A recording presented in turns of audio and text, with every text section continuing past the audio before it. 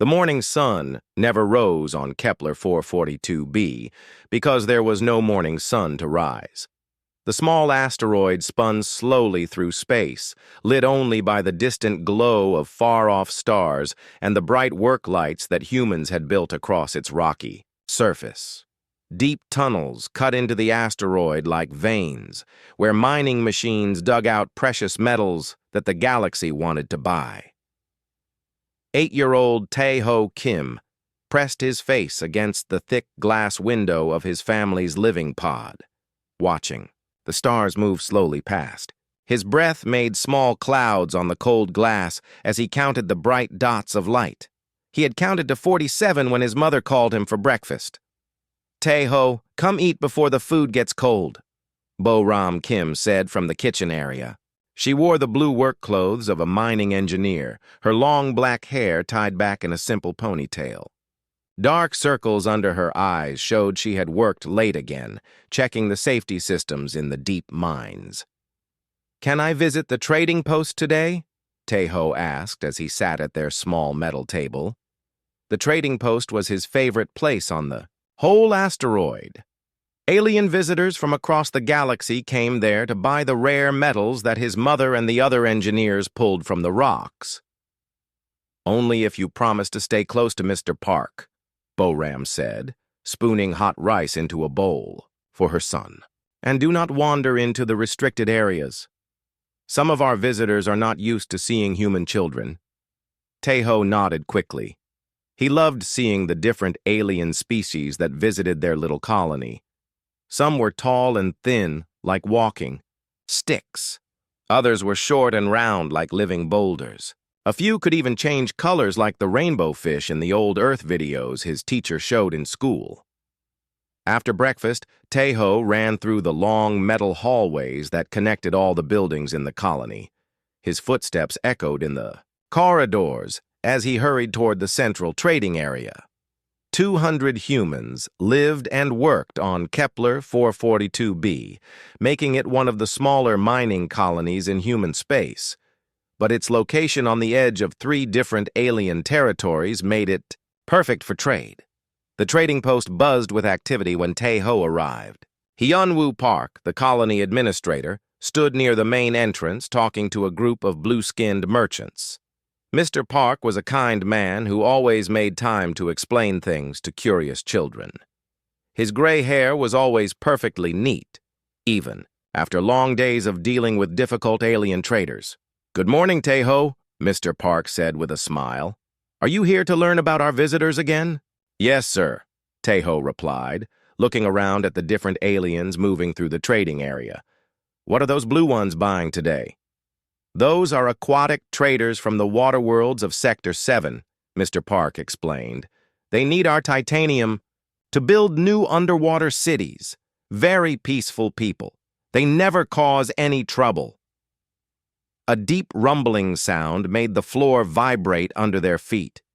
Tae-ho looked toward the main docking bay and saw a huge shadow moving past the windows. Something very big had just landed outside.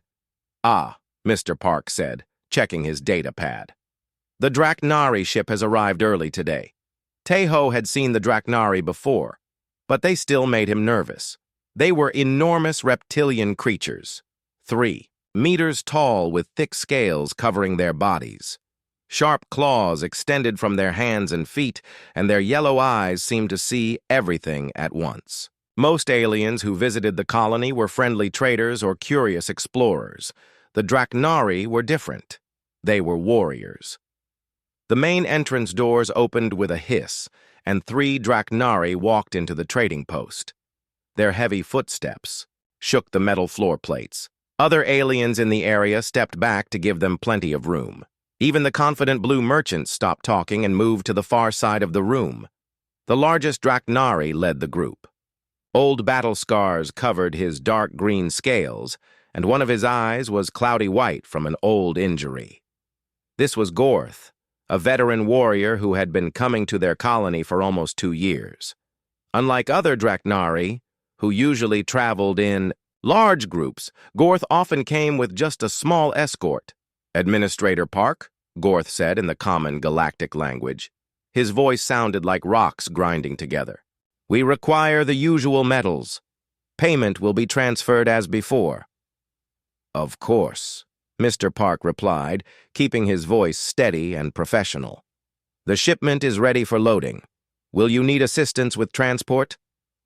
"No assistance needed," Gorth replied, but instead of walking toward the loading area, the big Draknari stopped and looked down at Tai-Ho. The boy felt very small under that intense yellow gaze. Most adults told Tai-Ho to be afraid of the Draknari. They said the reptilian warriors were dangerous and unpredictable. They fought wars across the galaxy and showed no mercy to their enemies. But looking up at Gorth, Tai-Ho did not feel the fear he expected to feel.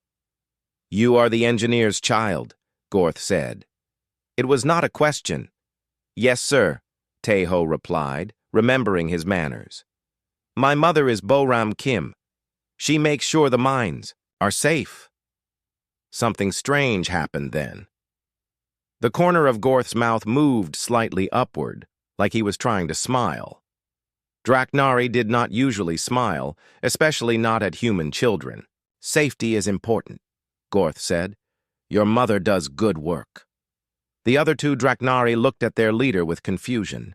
They spoke quickly to each other in their own language, making hissing and clicking sounds. Gorth replied in the same language, and his tone suggested he was telling them to be quiet. "Do you have children, Mr. Gorth?" Tai-Ho asked innocently. The question seemed to surprise the big warrior. He stood very still for several seconds before answering. "Draknari young are raised by the military," he said slowly. "We do not have families like humans do."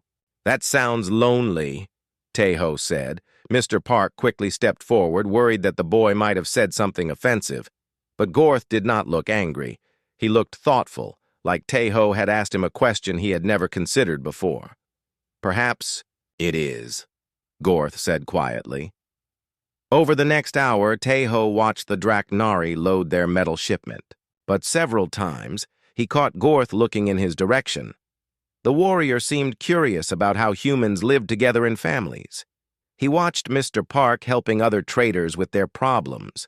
He observed human workers cooperating to move heavy equipment. When the loading was finished, Gorth walked back to where Tai-Ho sat reading a book about distant planets. "What do you study, young human?" Gorth asked. "I am learning about different worlds," Tai-Ho said, holding up his book. "This one is about a planet where it rains every day. The people there live in floating cities above the clouds." "Interesting," Gorth said, leaning down to look at the pictures in the book. "Do you want to visit other worlds someday?" "Maybe," Tai-Ho replied, "but I like it here too. Everyone takes care of each other. Mr. Park says that is what makes a good home." Gorth stood up slowly, still looking down at the boy. "Your Mr. Park is wise." As the Draknari prepared to leave, Gorth stopped at the entrance and turned back one more time. He looked at Tai-Ho, then at Mr. Park, then at all the humans and aliens working together peacefully in the trading post. "We will return next month," he told Mr. Park. "You are always welcome here," Mr. Park replied. After the Draknari ship departed, Mr. Park sat down next to Tai-Ho. "That was unusual," he said thoughtfully. "What was unusual?" Tai-Ho asked. Gorth has never asked personal questions before, and he certainly has never been interested in human children. Tai-Ho shrugged. "Maybe. He was just curious. Everyone gets curious sometimes." Mr. Park smiled and ruffled the boy's hair. "You might be right. Sometimes the most unexpected friendships start with simple curiosity." Neither of them knew that this simple conversation would soon change everything. In the vast darkness of space, forces were already moving that would test every relationship on their small colony. And when that test came, the curious friendship between a human child and a Draknari warrior would become the most important thing in the galaxy. 3 weeks had passed since Gorth's last visit to the mining colony. Tai-Ho checked the arrival schedule every morning, hoping to see the Draknari ship listed for that day. His mother, Boram, noticed his interest but said nothing. She had heard from Mr. Park about the unusual conversation between her son and the warrior. The morning started like any other on Kepler 442b. Workers headed to the deep mines before dawn, their headlamps cutting bright paths through the dark tunnels. The processing plants hummed with activity as machines separated valuable metals from worthless rock. In the trading post, early merchants arrived to examine the day's offerings. Tae-ho sat in his usual spot near the main window, reading a new book about space exploration. The morning was quiet and peaceful. Too quiet, as it turned out. The first warning came from the long-range sensors at exactly 9:30 in the morning. Min-ho Lee, the colony's security chief, was drinking his second cup of coffee when alarms began screaming throughout the control center. Red lights flashed on every screen as the computer systems detected incoming ships. "How many vessels?" Min-ho asked his deputy, Jin-A Yoon, as she worked frantically at her station. 12 ships, sir. No, wait. 15. They are still coming out of hyperspace, Jin-A reported, her voice tight with worry. Configuration unknown. They are not broadcasting any identification codes. Min-ho felt his stomach drop. Unknown ships approaching without. Identification usually meant only one thing. "Pirates. Get me Administrator Park immediately," he ordered, "and activate the emergency protocols." Throughout the colony, warning sirens began to wail.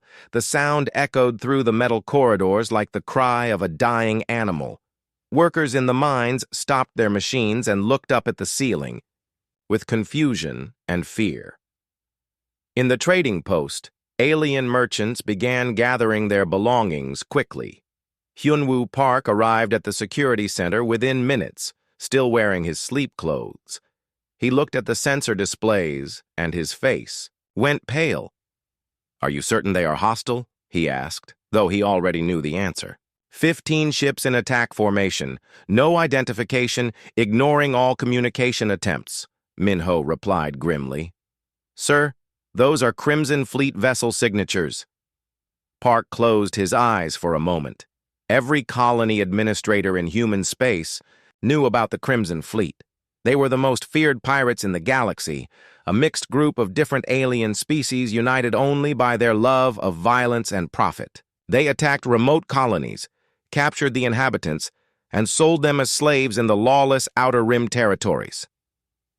"How long until they reach us?" Park asked.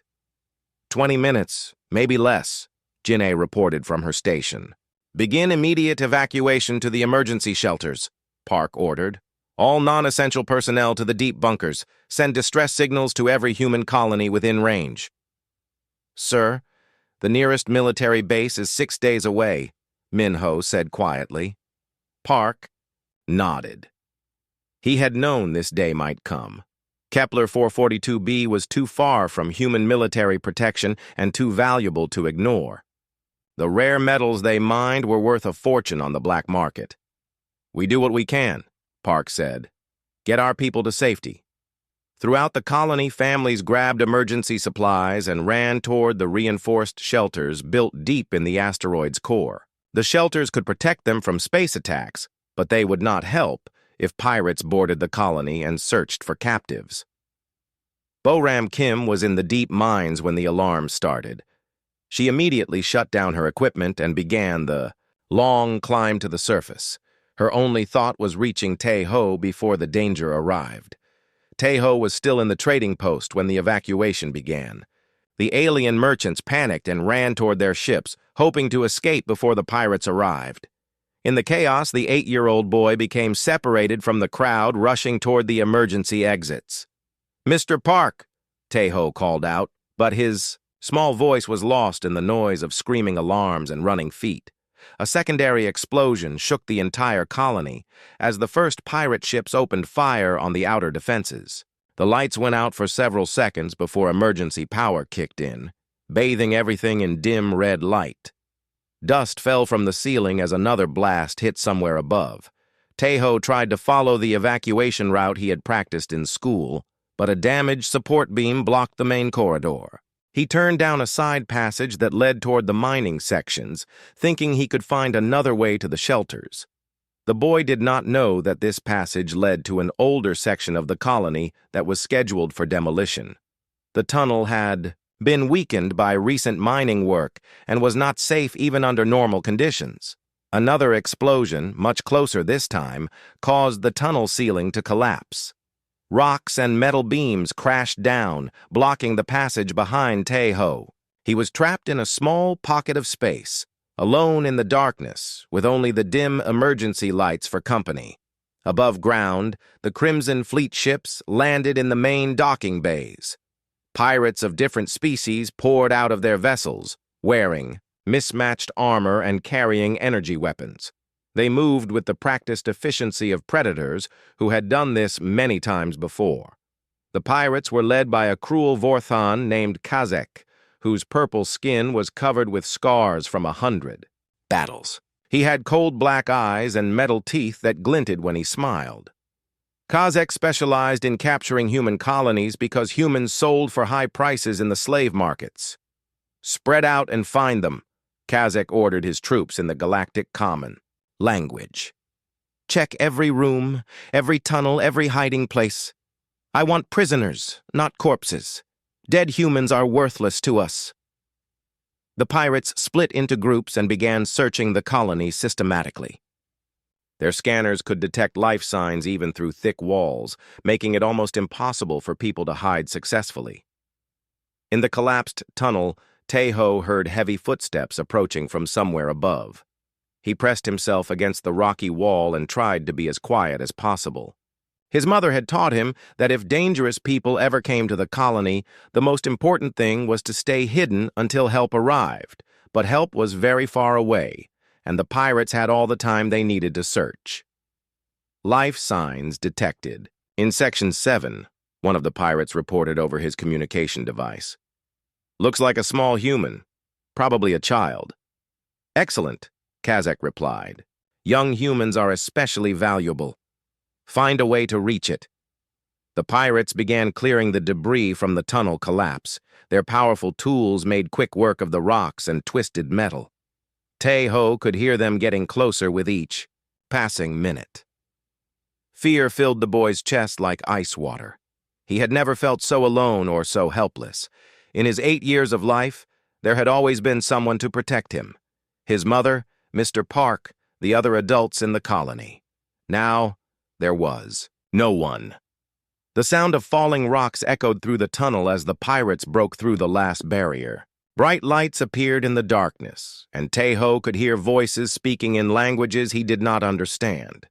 "There it is," one of the pirates said in common language. "Just a small human cub. This one will bring a good price."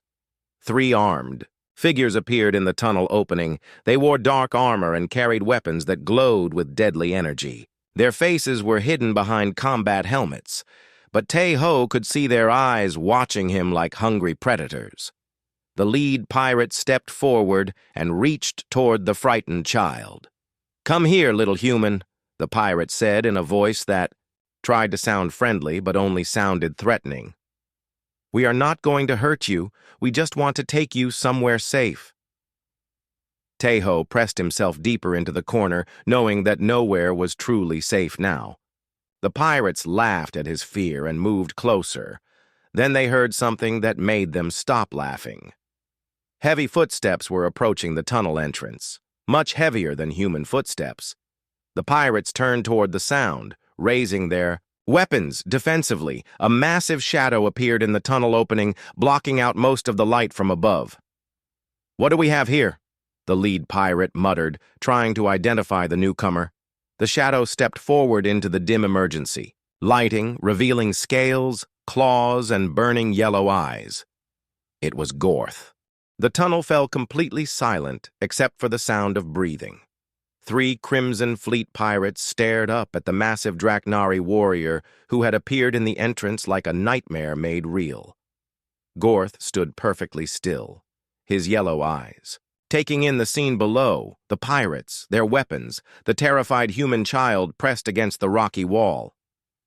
"Draknari," the lead pirate said, lowering his weapon slightly. "We did not expect to find your kind here." Gorth said nothing. He simply looked at each pirate in turn, then at Tae-ho. The boy's eyes were wide with fear, but when he saw the familiar scarred face of the warrior, some of the terror left his expression. "This is fortunate," the pirate continued, relaxing completely. "You understand business, yes? We are collecting merchandise from this colony. Surely a warrior of your reputation does not concern himself with the fate of weak humans." Still, Gorth remained silent. He climbed down into the collapsed tunnel with movements that seemed slow but covered ground quickly. The pirates stepped back to give him room, assuming he would either leave or perhaps even help them capture the child. "The human cub will bring good money in the outer rim slave markets," the pirate explained, gesturing toward Tae-ho with his weapon. "Young humans are especially prized. They adapt well to training." Gorth stopped moving. He stood between the pirates and Tae-ho, though he had not yet made his intentions clear. The boy looked up at the towering reptilian figure, remembering their conversation in the trading post just weeks earlier. "Mr. Gorth," Tae-ho whispered, his voice barely audible. The sound of his name spoken by the child seemed to trigger something in the Draknari warrior. Gorth's head turned slightly toward Tae-ho, and for just a moment his fierce expression softened. Then he looked back at the pirates. "No," Gorth said. The single word echoed through the tunnel like thunder. The lead pirate blinked in confusion. "Excuse me?" the pirate asked. "No," Gorth repeated more firmly this time. He moved to place his massive armored body directly between the pirates and the human child. "You will not take the boy." The pirates exchanged glances of disbelief. One of them, an insectoid creature with 4 arms, clicked his mandibles nervously. "Draknari, perhaps you do not understand," the lead pirate said carefully. "This is a Crimson Fleet operation. We have claimed this colony and everything in it. The human is our property now." "The human is under my protection," Gorth replied, his voice growing deeper and more dangerous. The third pirate, who had remained silent until now, stepped forward. He was larger than his companions and carried a heavy plasma rifle. "One Draknari, against the entire Crimson Fleet," he sneered. "You have chosen poorly, warrior. Step aside, and we will pretend this conversation never happened."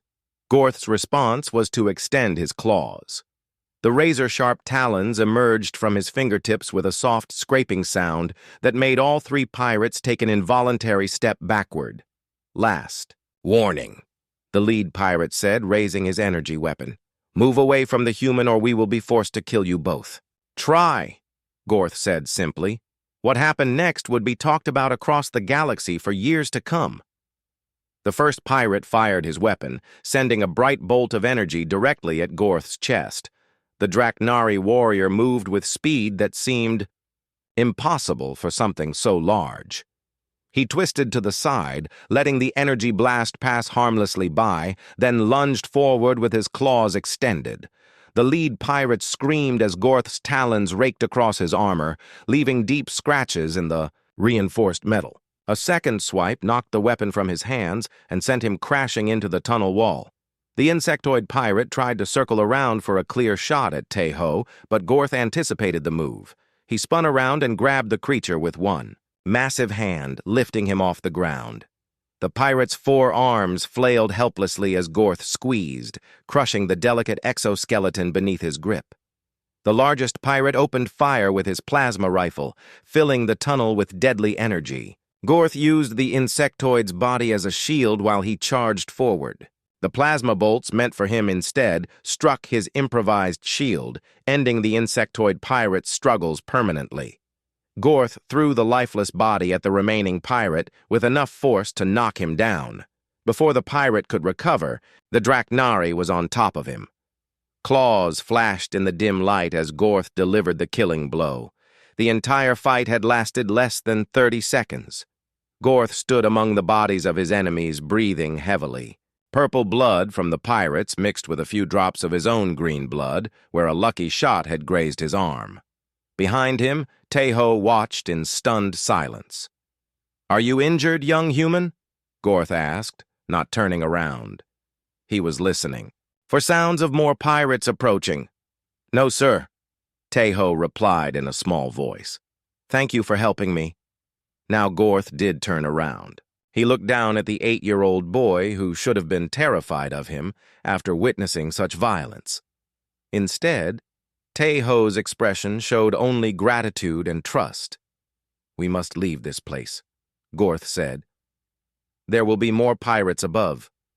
He helped Tejo climb out of the collapsed tunnel, his massive hands surprisingly gentle as he lifted the child to safety. Together they moved through the damaged corridors of the mining colony, heading toward the emergency shelters where the other humans were hiding.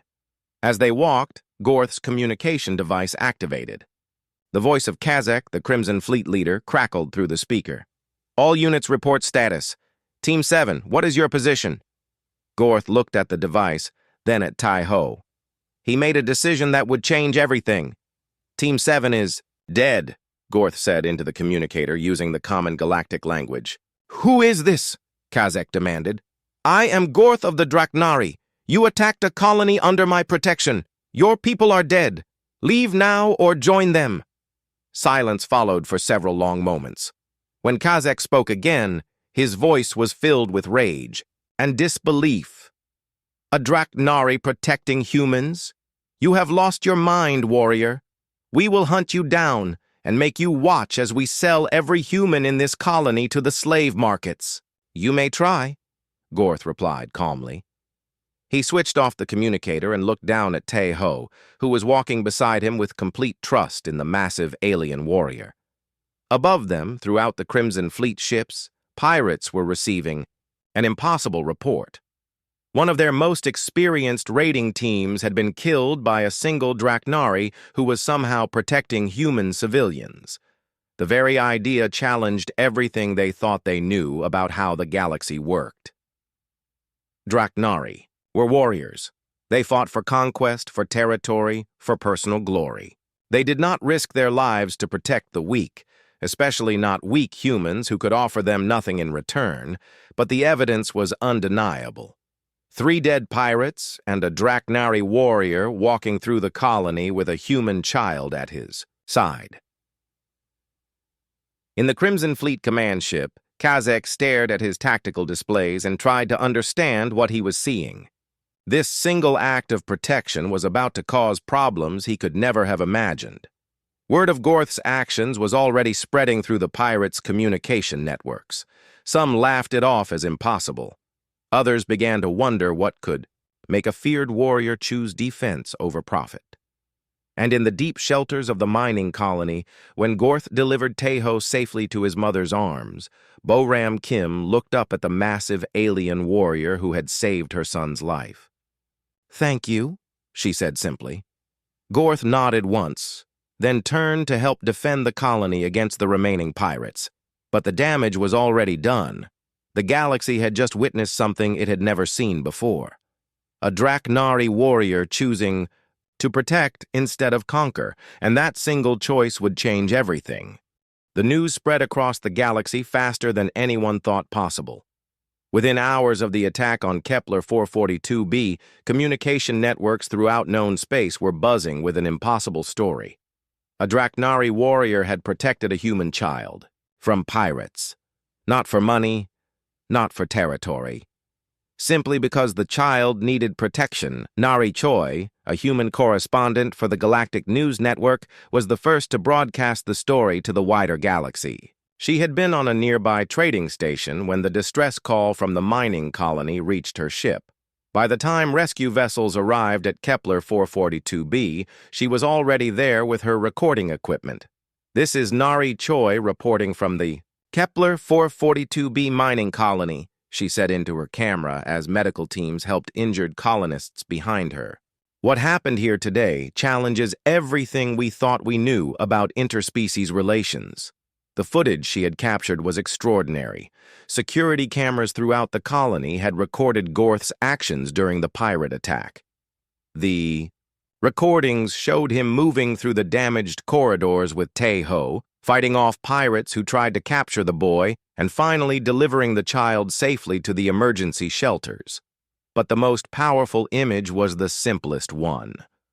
Gorth, kneeling down to Tejo's height while the boy's mother thanked him for saving her son's life. The massive warrior's scarred face showed something no one had ever seen in a Draknari before. Gentleness. The implications of these events cannot be overstated, Nari continued in her broadcast. For the first time in recorded galactic history, a member of the warrior Draknari species has chosen to protect a member of another species with no possibility of personal gain. The broadcast reached the Draknari homeworld of Karath Prime within 6 hours. In the great military halls where Draknari commanders planned their next conquests, the footage played on screens while hundreds of warriors watched in stunned silence. General Vexthor, Supreme Commander of the Draknari war fleets, stared at the images with disbelief and growing anger. He was an ancient warrior whose scales had turned black with age and whose claws had been sharpened on 1,000 battlefields. "This is impossible," he growled to his subordinates. "Draknari do not protect weakness. We eliminate it." But the evidence was right there on the screen. One of their own, a veteran warrior with an honorable service record, crouched down beside a small human child with obvious care and concern. "Sir," one of the younger commanders said carefully, "the human colonies are already spreading this story. They are calling Gorth a hero. Some are even suggesting that Draknari are capable of compassion." "Compassion!" Vexthor spat the word like poison. "Gorth has clearly suffered some kind of mental breakdown. Issue an official statement. Gorth no longer represents the Draknari people. He is to be considered a rogue element, acting outside our authority."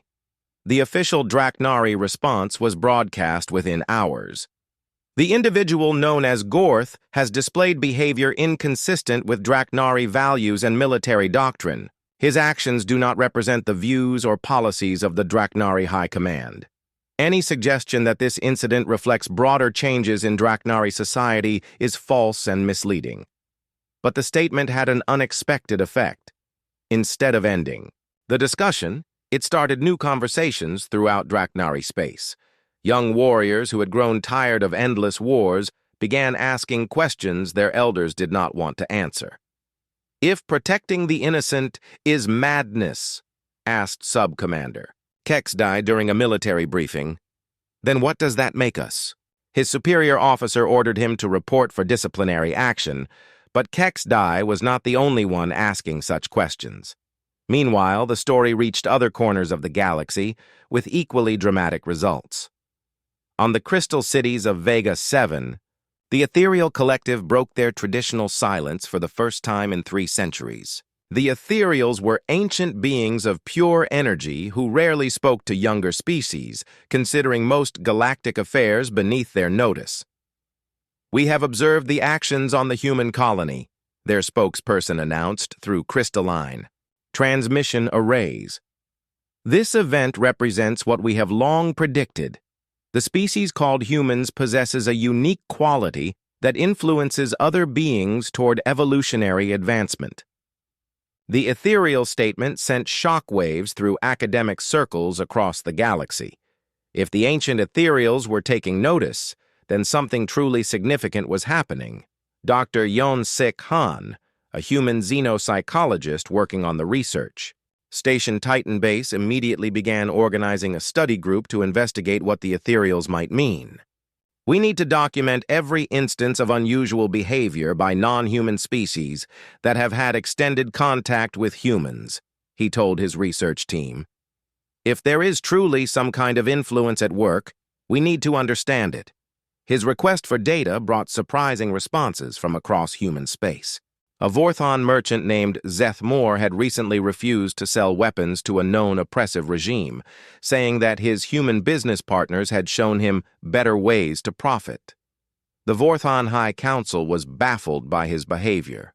On the water, world of Aquatica Prime, crystalline beings had begun extending their natural lifespans to protect human archaeological sites from corporate development. This was unprecedented. as crystallines typically only cared about their own survival.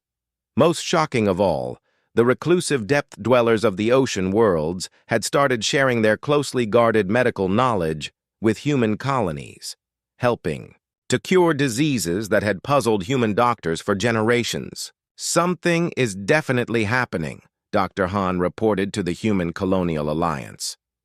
"Species that have regular contact with human populations are displaying increased empathy, protection behaviors, and cooperative tendencies."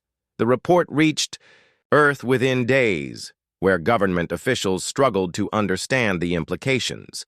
Humans had always thought of themselves as one of the weaker species in the galaxy, lacking the military might of the Draknari, the ancient wisdom of the Ethereals, or the technological advantages of dozens of other races. But if they possessed some unknown ability to influence other species toward cooperation and protection, then everything about humanity's place in the galaxy would need to be reconsidered. Back on Kepler 442b, Gorth remained at the mining colony as it was repaired and rebuilt. The Crimson Fleet had retreated after losing several ships to the colony's unexpected Draknari defender, but they had vowed to return with greater numbers. Teho visited Gorth every day, bringing him books to read and asking endless questions about life among the stars. The massive warrior seemed genuinely interested in learning about human culture, especially the concept of family relationships. "Why do humans care for their young personally, instead of sending them to training centers?" Gorth asked one afternoon, as they sat in the rebuilt trading post. "Because families love each other," Teho explained, as if it was the most obvious thing in the galaxy. "My mother loves me, so she wants to take care of me herself." "Do not Draknari parents love their children?" Gorth was quiet for a long time before answering. "Draknari are taught that love makes warriors weak. But watching your mother with you, I begin to think we may have been wrong about many things." These conversations were being recorded by researchers who had come to study the unprecedented relationship between the human child and the Draknari warrior. Their findings would soon add even more evidence to the growing theory about humanity's influence on other species, but none of them knew that the real test was still coming. Forces were already moving that would challenge not just Gorth's newfound protective instincts, but the fundamental structure of galactic civilization itself. The story of the Draknari who shielded a human child had become more than news. It had become a symbol of possibility in a galaxy that had always accepted that the strong naturally dominated the weak, and symbols, as any historian could tell you, have the power to change everything. 6 months after the attack on Kepler 442b, the galaxy had become a very different place. Dr. Jae-min Hwang arrived at the mining colony aboard the research vessel New Horizon, carrying with him the most advanced brain scanning equipment in human space. He was a xenopsychologist who specialized in studying how different alien minds worked, but nothing in his 20 years of experience had prepared him for what he was about to discover. "The data we have collected so far is extraordinary," Dr. Huang told his research partner, Dr. So Young Kang, as their ship docked with the colony. "If our theories are correct, we are looking at the most significant breakthrough in interspecies relations since first contact." Dr. Kang nodded as she reviewed the files on her tablet. She was an expert in interspecies communication who had worked with dozens of alien cultures. "The reports keep coming in from across the galaxy. Alien species that have worked closely with humans are showing increased empathy, protective behaviors, and cooperative tendencies. The pattern is too consistent to be coincidence." Their first meeting was with Gorth himself. The massive Draknari warrior had agreed to undergo brain scans and psychological testing to help scientists understand what had happened to him. He sat in the colony's medical center, looking somewhat uncomfortable in the small human-sized chair. "Gorth," Dr. Huang began, adjusting his scanning equipment, "we want to understand the changes in your thought patterns. Can you tell us when you first began to feel differently about protecting others?" The Draknari warrior considered the question carefully. It began during my first visits to this colony, watching humans work together, care for each other, protect their young. At first, I thought it was weakness, but the more time I spent here, the more I began to understand that it was actually a form of strength. "And when exactly did you decide to protect Tae-ho?" Dr. Kang asked. "There was no decision," Gorth replied simply. "When I saw the child in danger, my body moved before my mind could think. It felt like the most natural thing in the galaxy." The brain scans revealed something remarkable. New neural pathways had formed in Gorth's brain, connecting regions that controlled empathy and protective instincts. These pathways had not existed in baseline Draknari brain patterns. Something had literally rewired his mind at the biological level. "This is unprecedented," Dr. Huang whispered to his colleague as they reviewed the scan results. "His brain has physically changed. The empathy centers that are dormant in most Draknari are now fully active and connected to his decision-making processes. Their research expanded to include other aliens who had worked closely with humans. A Vorthon trader named Bek Sol had begun refusing to transport weapons to war zones, saying it felt wrong to profit from suffering. Brain scans showed the same new neural pathways that had appeared in Gorth's mind. 3 crystalline beings from the research station at Proxima had started working overtime to develop new medicines for human diseases, despite having no biological need to care about human health. Their crystal matrix patterns showed previously unknown formations that seemed to generate what humans would call compassion. "We are calling it the human catalyst effect," Dr. Kang announced in her preliminary report to the Galactic Science Council. "Prolonged exposure to human social behavior appears to activate dormant empathy centers in alien brains. The effect is measurable, consistent, and appears to be permanent." The announcement caused chaos throughout the galaxy. Some species demanded immediate restrictions on human contact, fearing that their populations would be infected with unwanted empathy. Others accused humans of using some kind of mind control technology, but the most dramatic reaction came from the Draknari homeworld. General Vex Thor had been monitoring the research with growing alarm. The idea that humans could somehow change Draknari minds was more terrifying to him than any weapon.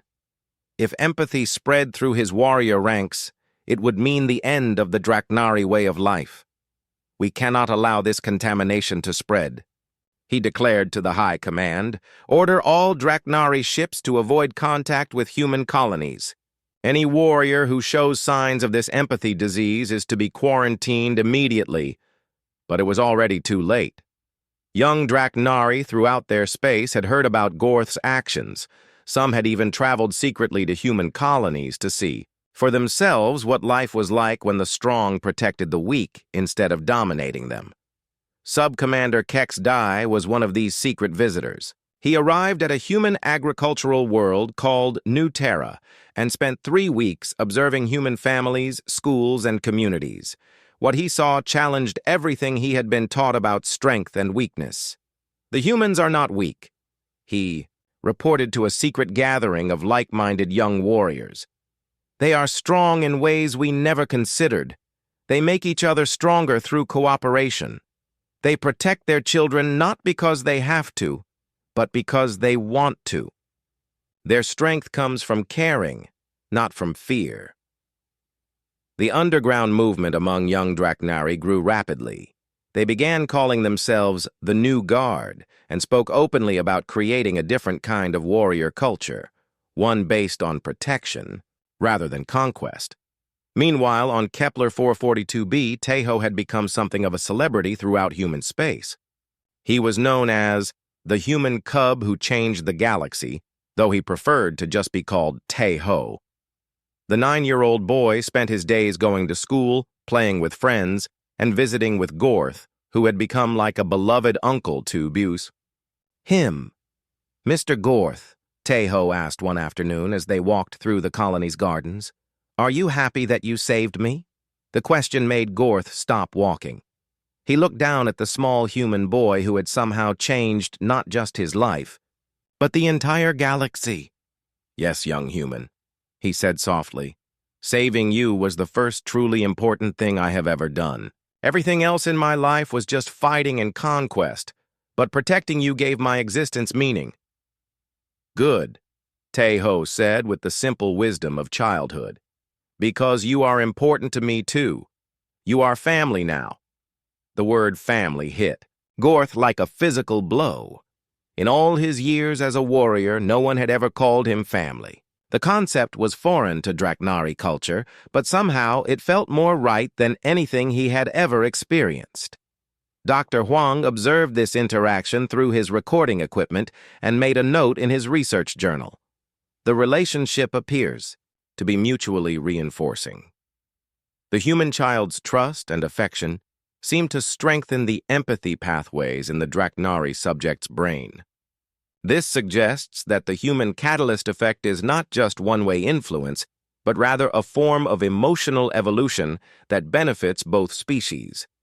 Reports continued to pour in from across the galaxy. Commander Eugene Seo of the Human Defense Force reported that alien species were requesting joint military operations for the first time in galactic history. Not to conquer new territories, but to protect weaker worlds from pirates and aggressive empires.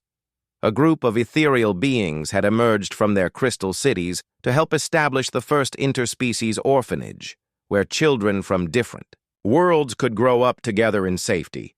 The ancient energy beings said they wanted to study how early exposure to human empathy patterns might affect the next generation of galactic citizens.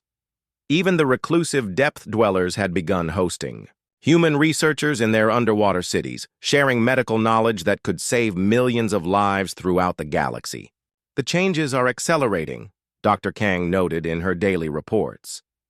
"What began as isolated incidents are now becoming widespread movements. Species that have never cooperated before are working together on projects that benefit everyone rather than just themselves." But not everyone was happy with these changes. The Crimson Fleet had reorganized under new leadership and was planning something that would test the strength of these new alliances. The galaxy was changing, but the forces of the old ways were not ready to give up without a fight. 5 years had passed since the day Gorth first protected Tae-ho in the collapsed tunnel. The galaxy that existed now was almost unrecognizable from the one that had existed before. What had started as one warrior's choice to shield a human child had grown into a transformation that touched every corner of known space.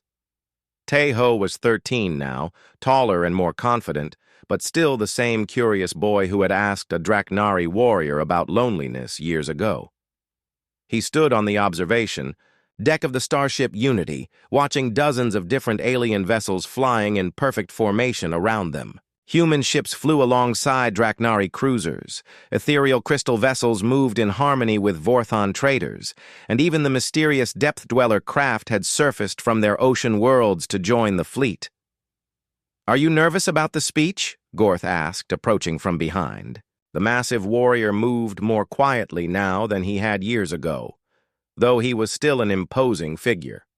His scarred face showed something that would have been impossible to imagine in the old galaxy. Pride mixed with gentle concern for the young human he had come to love like a son. "A little," Tae-ho admitted. "It is strange to think that so many people will be listening." "You will do well," Gorth said, placing one huge hand carefully on the boy's shoulder. "You have been preparing for this your whole life, even when you did not know it." They were traveling to the new capital world of Harmony Station, where the Galactic Cooperation Council was meeting for the first time. The old Galactic Trade Federation had been dissolved 2 years earlier, replaced by something unprecedented in galactic history. A government based not on military strength or economic power, but on mutual protection and cooperation. The idea had started small. After the human catalyst effect had been officially recognized by the scientific community, alien species began forming what they called protection partnerships with human colonies. The partnerships were simple agreements. Stronger species would Protect weaker ones not for payment or territory, but because it was the right thing to do. The first major test had come when the reorganized Crimson Fleet attempted to attack the peaceful flower worlds of Sector 12. The flower people were gentle, plant-based beings who had never hurt anyone, but their worlds contained valuable minerals that pirates wanted to steal. Instead of facing defenseless civilians, the pirates found themselves confronting a joint fleet of 30 different species. Draknari warships fought alongside human destroyers and ethereal energy vessels. The battle was over in hours, with the Crimson Fleet scattered and their leaders captured. "Protection is stronger than conquest," announced Commander Eugene Seo, who had led the joint fleet. "When we fight to defend others instead of fighting, for ourselves we become unstoppable." The success of the protection partnerships led to the formation of larger alliances. Species that had been enemies for centuries began working together to protect their mutual neighbors. Ancient territorial disputes were resolved through cooperation instead of warfare. President Sung Ho Nam of the Human Colonial Alliance had proposed the Galactic Cooperation Council after seeing how well the partnerships were working. "If individual worlds can protect each other," he had said, "then perhaps all of us together can protect everyone." The proposal had seemed impossible at first. How could species with such different cultures and values possibly work together as equals? The answer came from an unexpected source: the children. Young beings from different species who had grown up in the new galaxy did not see cooperation as strange or impossible. They saw it as natural. Draknari youngsters who had been raised in mixed communities were as likely to help injured aliens as to fight them. Human children who played with crystalline beings developed enhanced pattern recognition abilities. Vorthan youth who learned alongside Depth Dweller students became master healers. "The next generation does not carry the old prejudices," observed Dr. So Young Kang in her final research report. "They have been shaped by the human catalyst effect from birth."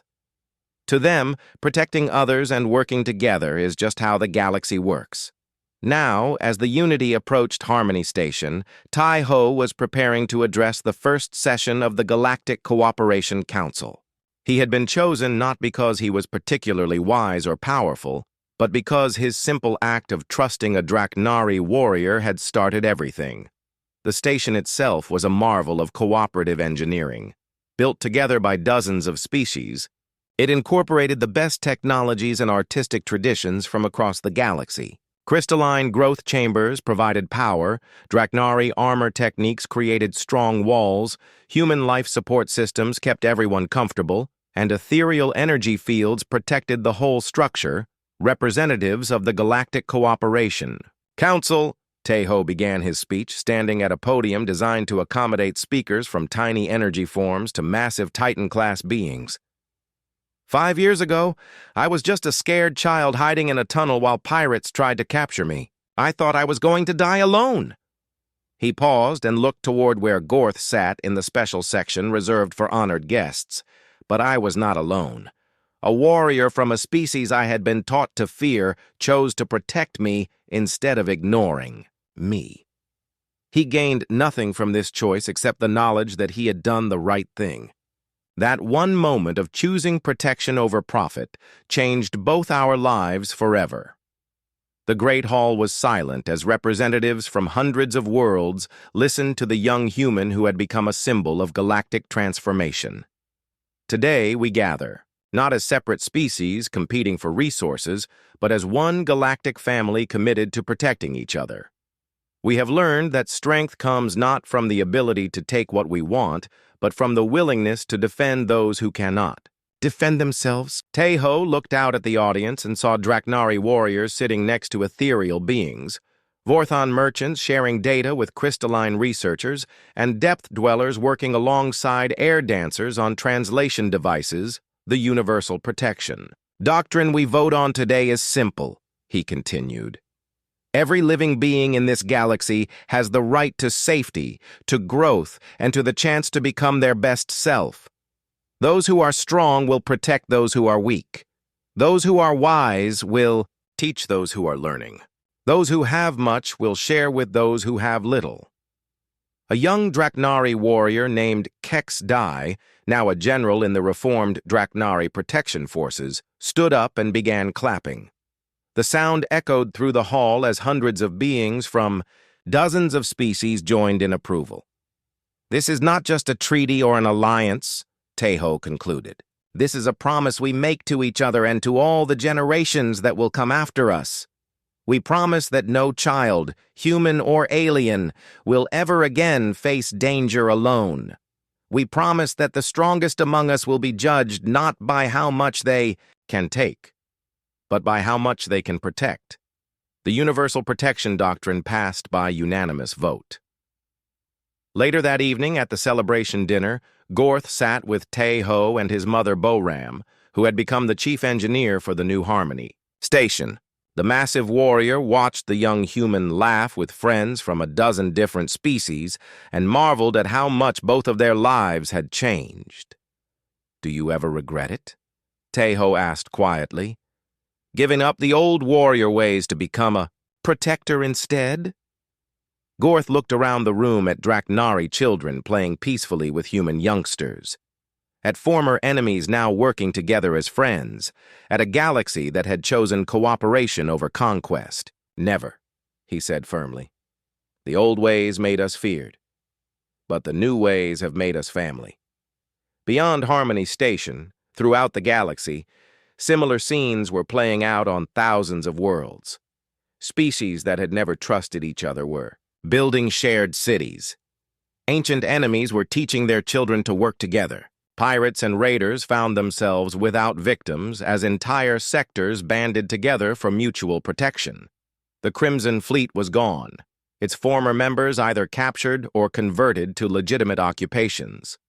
The Draknari High Command had been replaced by the Protection Council, led by warriors who believed strength should serve others. Even the mysterious Edge-dwellers, who lived at the very rim of the galaxy, had sent representatives to join the cooperation effort, and in the research stations scattered throughout human space, scientists continued to study the human catalyst effect. They had discovered that it was not just humans who could trigger empathy in other species. Any being raised in a cooperative, protective environment could influence others toward kindness. The effect was spreading to parts of the galaxy that had never encountered humans. Species that had learned cooperation from human-influenced aliens were passing those lessons on to others. Like ripples from a stone thrown into still water, the transformation continued to expand. Dr. Jaemin Huang, now director of the Galactic Empathy Research Institute, published his final conclusions. "We have discovered that the capacity for compassion, cooperation, and protection exists in virtually all intelligent species. Humans did not create these qualities. They simply showed other species that it was safe to express them." Teho, now bearing the title Ambassador of Galactic Youth, continued to travel throughout the galaxy with Gorth. They visited new worlds where protection partnerships were being formed, helped resolve conflicts through cooperation instead of warfare, and demonstrated to Skepti